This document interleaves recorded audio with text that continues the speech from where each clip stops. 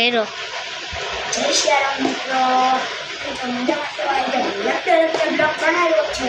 કેમ કે આપણે કેમેરામેન મારી બેન બની ગઈ છે.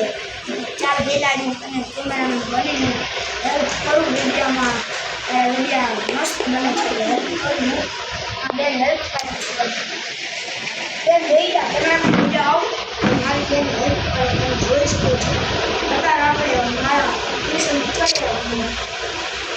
ટીચરે 1 થી 100 પછી હું અત્યારે 35 કરું છું, લખું છું. તમે બધા જોઈ શકો છો. આપણે લખીને હું બ્લોગ ચાલુ કરીશ.